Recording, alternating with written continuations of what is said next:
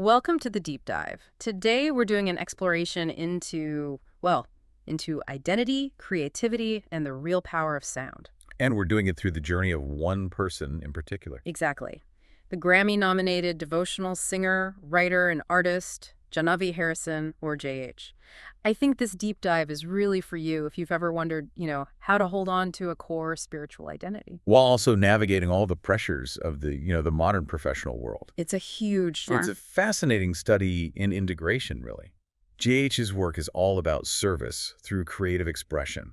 She uses music mantra, sacred sound, not for fame, not for a platform, but as a kind of healing refuge. It's like a specific invitation to the listener, isn't it? It is. It's pause, breathe, and, intentionally reconnect with your inner life. So our mission today is to analyze the source material that details her unique path.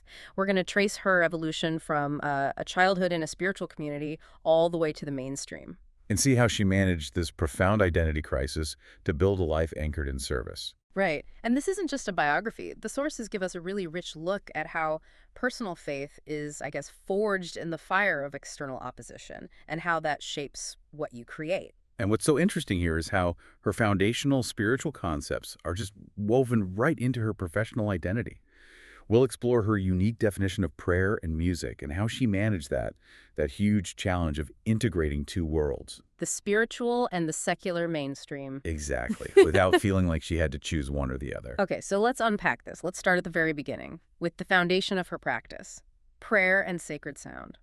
I mean, if you look at it, some people pray spontaneously, others use these highly ritualized methods. Sure, like placing the body in a specific position, certain actions. Yeah, but if the goal is always the same, to get to that deep interior space, why do we need these extreme rituals? Isn't just spontaneous prayer enough? That's a great question, because the ritual isn't meant to be restrictive. It's meant to be focusing. All these methods are really just tools. Tools. Yeah, tools designed to bring us into a certain state of mind, a state of being that allows access to those deep sentiments. Feelings that are otherwise pretty hard to reach when we're distracted by everything else. So ritual creates a kind of disciplined internal doorway. A doorway, exactly. And spontaneous prayer, which we'll get to later, is just as crucial, but it often relies on let's call it the infrastructure that ritual builds. And for JH, that grounding, that infrastructure, it started really young, specifically through a deep connection with nature. She grew up just outside London, but near protected farmland. Right. She recalls growing up just surrounded by these immense fields. She specifically remembers years where the farmers would grow rapeseed or mustard flowers. Oh, I can picture that. And it would create these incredible blankets of brilliant yellow that would just, completely engulf her. That fostered a really deep connection to nature and became this powerful early source of inspiration. And that sense of natural grounding was supported by her parents, who the sources define as truth seekers. Yeah. They went on this radical journey, leaving their own religious traditions, their social scripts. Her mother's Canadian, her father's British. And they both joined this spiritual community about a decade before they even married. Wow.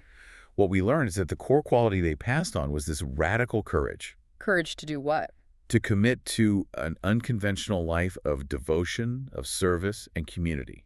I mean, they fundamentally departed from the career and social expectations that had been set for them. This wasn't just moving to a new house, it was just shifting their entire value system. Yes. And the practical result of that courage in her daily life. What was it? Their commitment to service set what she calls a gold standard for care and presence. The sources say her parents were constantly stopping to engage with every single member of the community. Remembering names, caring about their lives. Exactly.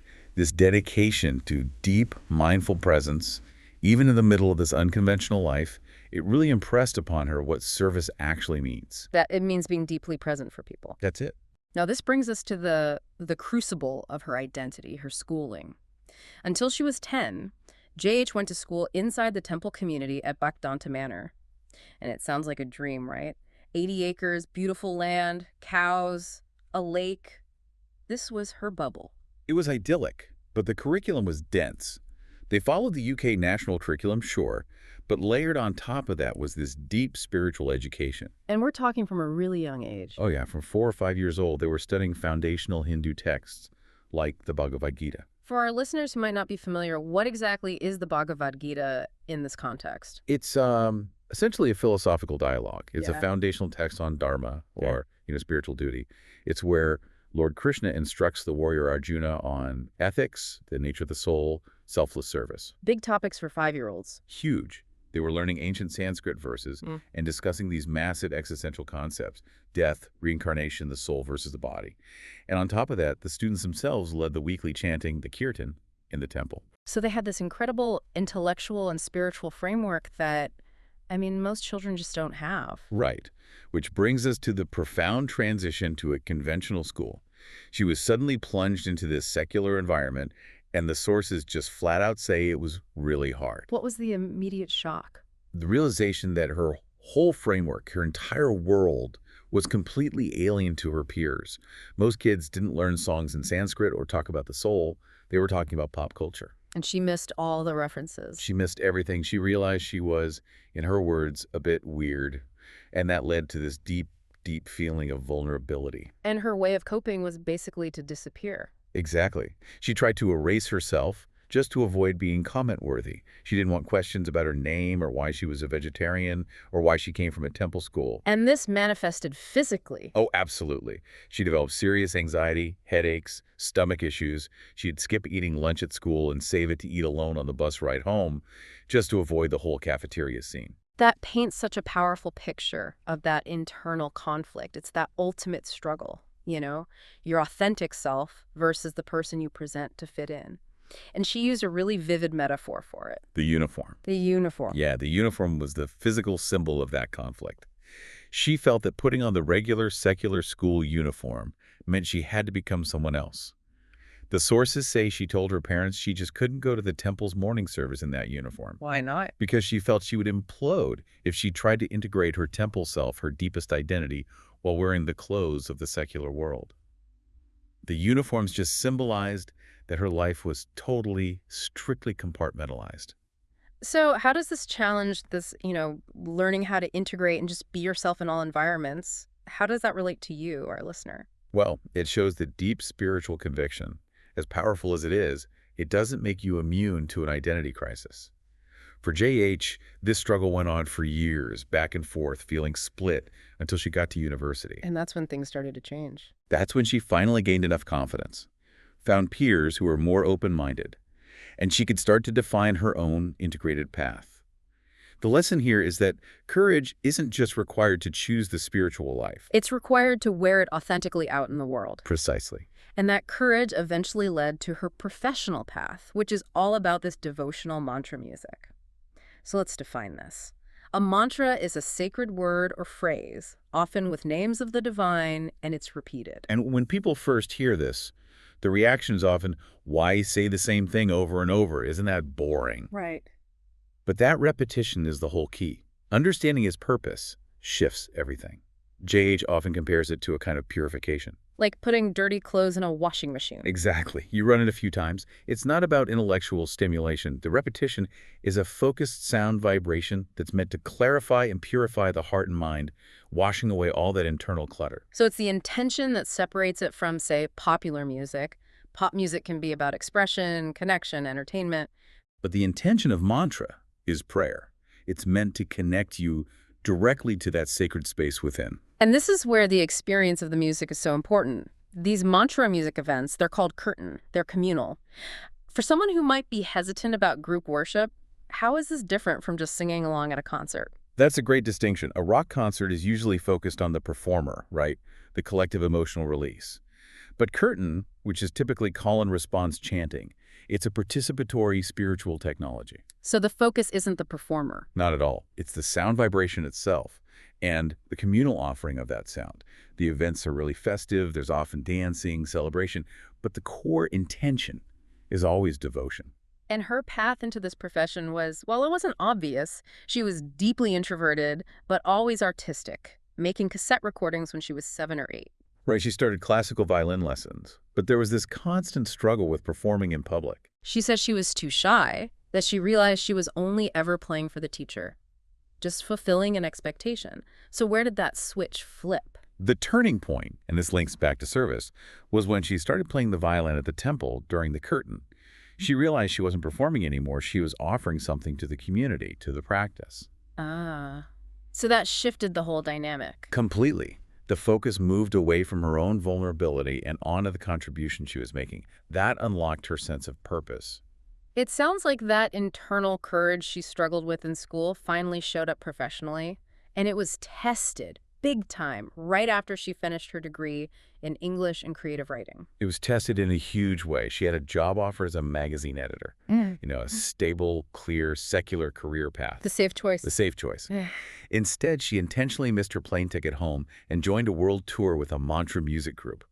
She thought she'd need a regular job eventually, but the music, it was speaking to my soul in a way an editorial desk just wasn't. So it was an organic shift. Totally organic, turning a personal spiritual practice into a professional service by making a radical, high-stakes choice. And you can see the power of that choice in the listener experience. People seek out her music specifically for peace, for shelter, for comfort during really difficult times, exams, illness, major life events like weddings. It confirms that the intention behind the music really does translate. Sound transmits meaning beyond language. When the intention is purity and devotion, it provides stability. It just reinforces the idea that what you put into your art is what the listener gets out. Which brings us to the most, I think, sophisticated part of her journey, the complexities of faith, service, and the unexpected role of doubt. Sources tackle this huge misconception. That spiritual people are somehow divine. Yes, that they have all the answers, no material desires, no doubts. Which is just unfair and unrealistic. J.H. is really clear about this. Spiritual people are human. They have doubts, they make mistakes, they have flaws. To pretend otherwise is to create an impossible pedestal. And she experienced this herself, a deep internal crisis of faith. And this wasn't caused by some big external event. No falling out, no public scandal. It was a quiet, deep internal crisis. It was an intellectual and emotional collapse. Her faith felt like it had totally evaporated. She described it as a type of darkness that left her completely disoriented. She used this analogy of a coloring book. Yeah, that the strong, clear lines in her spiritual coloring book had just vanished, and she didn't know where the colors were supposed to go anymore, which suggests that the structure of ritual and belief had temporarily failed her heart. So how do you rebuild when the whole foundation has evaporated? Well, the path back wasn't about big, grand gestures. It was about relying on a speck of faith. Pinhole crack. A pinhole crack that allowed light to return. And this crisis completely transformed her practice. It forced her away from relying only on ritualized practices, the lines in the coloring book, and toward spontaneous, deeply personal prayer in English. Using her native tongue. Right, which made the connection raw and immediate again. And that vulnerability, that became the inspiration for her original songs in English. Exactly. The crisis became the fertile ground for her most authentic work. And central to overcoming that feeling of being lost is the practical concept of service. When she feels disoriented, she asks herself one simple question. Am I being of service? And how is that focus protective? It's protective because it shifts the focus away from internal self-consuming anxiety, the what if I fail or who am I questions, and it moves it toward outward giving. What can I contribute right now? It stops her from getting lost in self-analysis. And this connects back to that Sanskrit phrase you mentioned earlier, dasanudas. Dasanudas. It means literally servant of the servant. Identifying as a servant is this profoundly humbling and powerful spiritual idea. It means you're not seeking status or recognition. You're just looking for ways to contribute, no matter what your position is. But how does a successful Grammy-nominated artist apply that? It's easy to be a servant when you're cleaning up, but when you're managing high expectations. It applies as a mood, as an intention. The core idea is that service isn't dependent on your title. A CEO can serve their team's success. An artist serves the sacred sound and the listener's need for comfort. It keeps you looking outward. Before we wrap up, she makes a really important distinction between mindfulness, which is so popular now, and prayer. She does. She defines mindfulness and meditation as things that bring stillness and groundedness. They connect you to the present moment, to your own internal state. Prayer, on the other hand, is defined as connecting to divinity, to something beyond the self. Both valuable, but they do different jobs. Different functions, yeah. And the sources really encourage listeners to try prayer, even if it feels unfamiliar. Spontaneously. Yes, they compare it to trying to write with your non-dominant hand. It creates a new neural pathway. If you spend all your time in structure and analysis, spontaneous prayer can access something profound that your habits might miss. It's an exercise in letting go of control. And connecting to the transcendent. She argues it's worth the effort, even if you only have a speck of faith to start with. That is an incredibly rich analysis. I mean, her journey is defined by both deep tradition and this radical individuality. The key takeaways for me are clear. It's the power of committed service, the difficult but necessary work of integrating a complex identity, and the value of spontaneous personal prayer. And if you look at the core wisdom she carries, one of the best pieces of advice she got is so simple. Don't be afraid.